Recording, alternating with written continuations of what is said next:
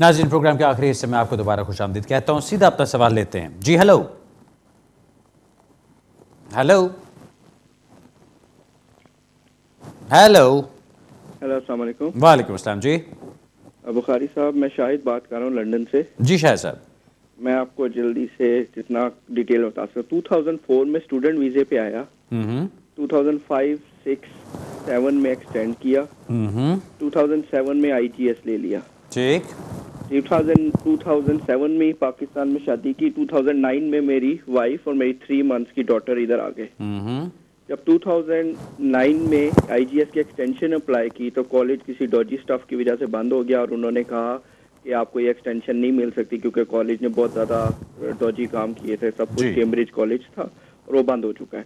तो उन्होंने नहीं किया, कोई ऑप्शन नहीं थी, ह्यूमन राइट्स पे केस डाल दिया। ऑब्वियसली 3 मंथ्स के अंदर अंदर रिजेक्ट हो गया। उसके बाद फिर अपील कर दी। अपील की तो उसके बाद till 2012 3 years complete silence, no contact.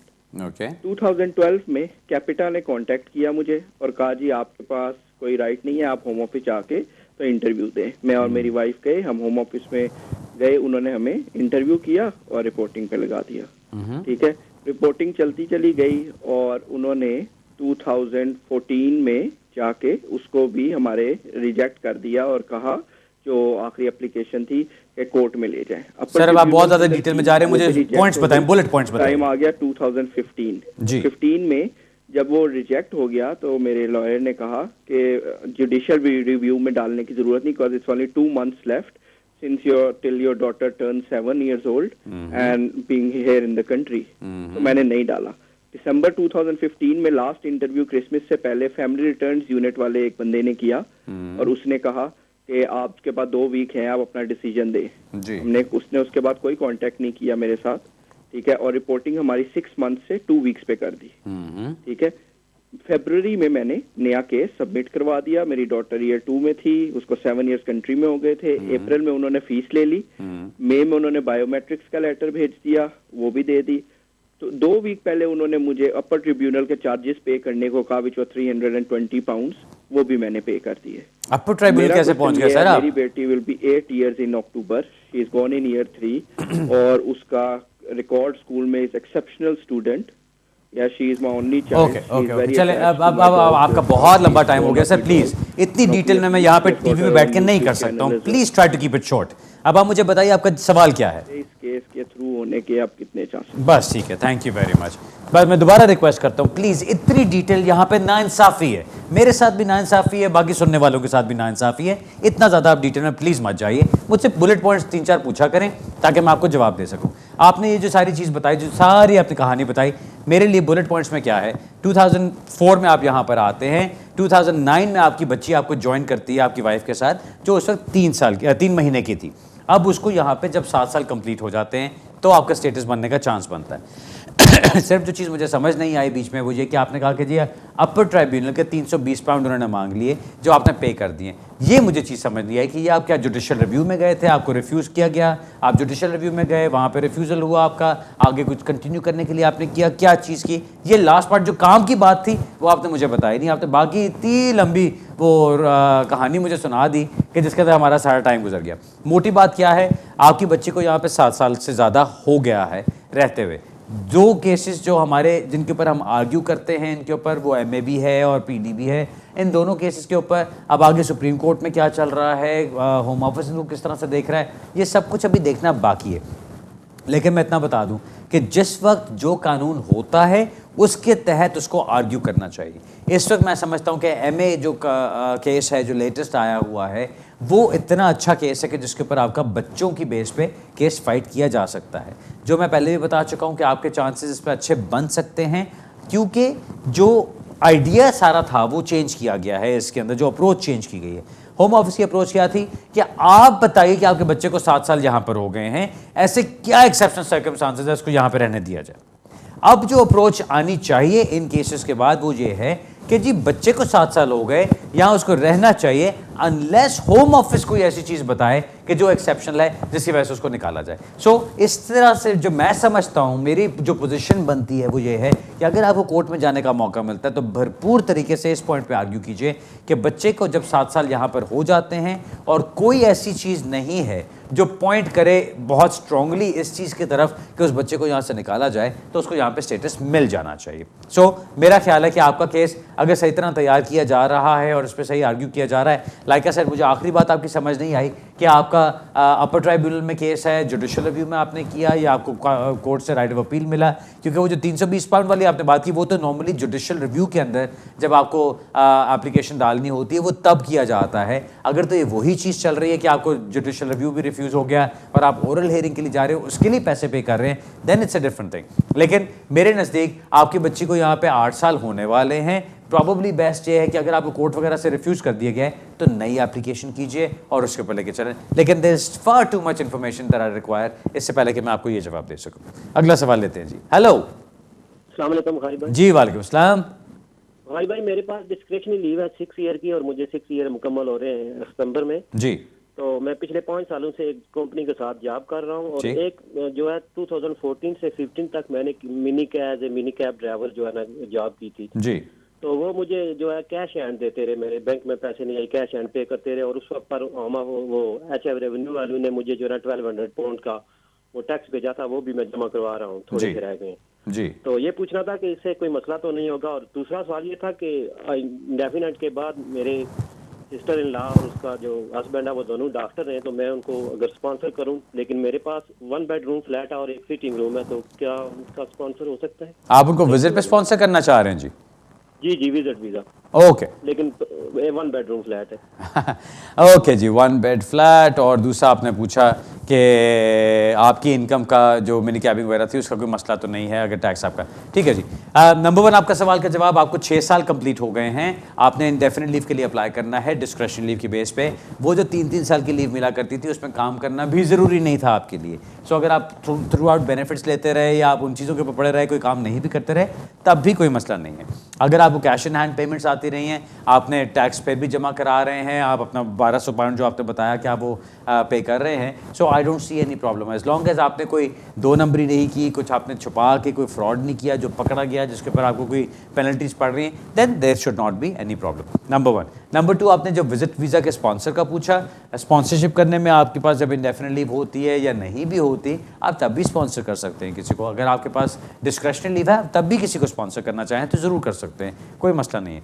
Problem सिर्फ ये है कि 1 बेडरूम फ्लैट है आपके पास, 1 बेडरूम फ्लैट में आप खुद रह रहे हैं, प्लस आप एक हस्बैंड वाइफ को बुलाना चाहते हैं। आई डोंट थिंक कि वो आपके लिए सूटेबल रहेगा। बेहतर ये कि आपने अगर स्पॉन्सरशिप भेजना ही है तो स्पॉन्सर कराइए, लेकिन साथ कोई होटल की बुकिंग लगा दीजिए कि जी आपने होटल में बुकिंग उनकी करा दी है, अब वो वहाँ पे होटल में रहेंगे। सो अकोमोडेशन आप उनकी होटल से करवा सकते हैं, बाकी आप अपने साथ उनको रख सकते हैं इनकम वाइज, और वैसे जो इन्विटेशन वगैरह भेजना है वो अपनी तरफ से कर लीजिए।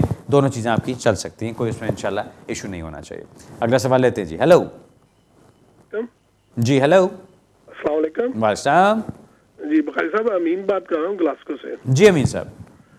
भाई जी, मैं एक्चुअली पहले भी आपको 2 मरतबा दफ्तर में मिल चुका हूँ। शॉर्ट में बताता हूँ कि डिस्कशन ली मिली थी 2012 को।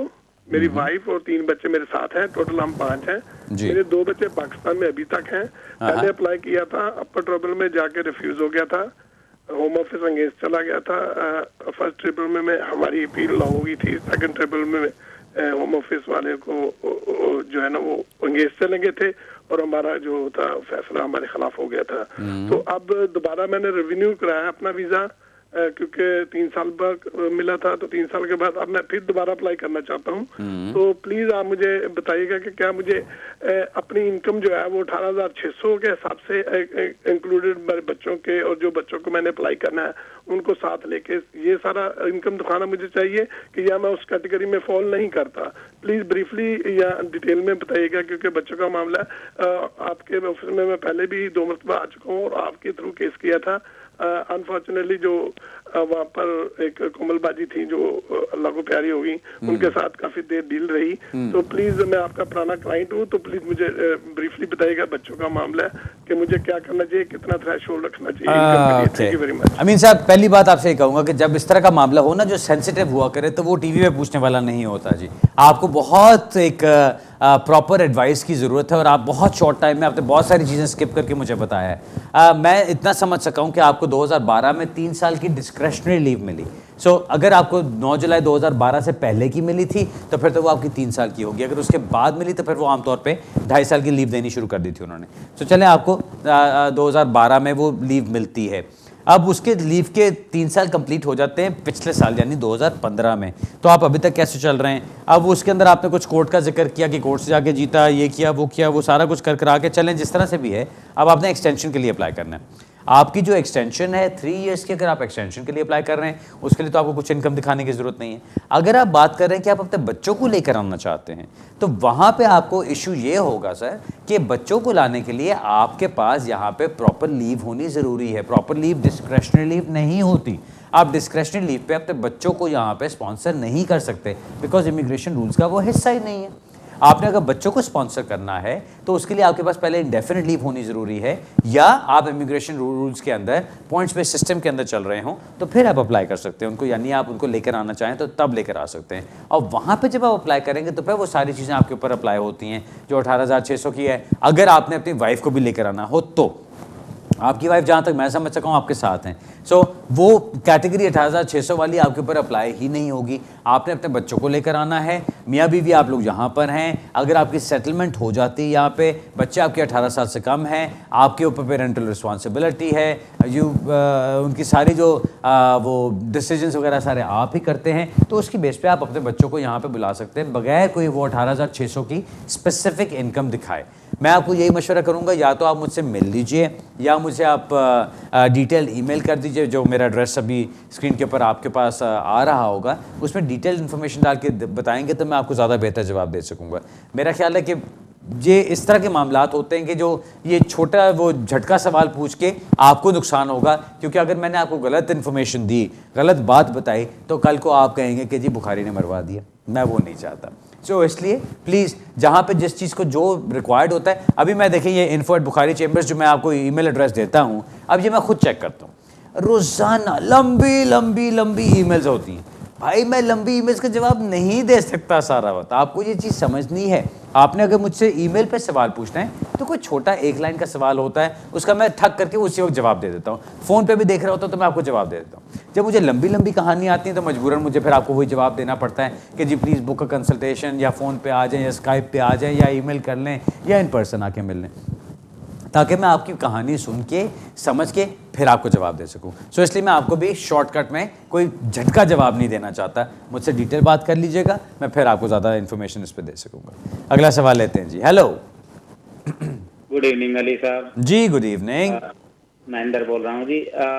मेरे वो 2 छोटे छोटे से सवाल हैं। हाँ, एक हमारी फैमिली फ्रेंड है, वो यूके में स्टूडेंट है और अपनी बेटी और हस्बैंड के साथ यहाँ रह रही है। उसको टायर 1 एंटरप्रेन्योर वीजा लगवाना था, तो वो अपनी बेटी को लेके इंडिया गई, टायर 1 एंटरप्रेन्योर लगवाया और उसको मिल भी गया। अभी क्वेश्चन ये आता है कि उसके हस्बैंड को कौन सा वीजा लगवाना है। मेरा जहाँ तक ख्याल है टायर 1 जनरल वीजा लगेगा। अगर ये सही है तो उसकी फीस कितनी है? और दूसरा क्वेश्चन है कि उसको कोई मेंटेनेंस अमाउंट शो करना है क्या? अगर करना है तो कितने दिन से वो बैंक में होना चाहिए? ओके, चलें ठीक है जी। नंबर 1 तो आपका सवाल, जो हस्बैंड ने वीज़ा अप्लाई करना है तो कौन सा वीज़ा अप्लाई करना है? टीयर 1 जनरल नहीं अप्लाई करना। सो आप गलत हैं उस पर। आपने टीयर 1 जनरल नहीं अप्लाई करना। टीयर 1 जनरल तो बड़ी देर का ख़त्म हो चुका है।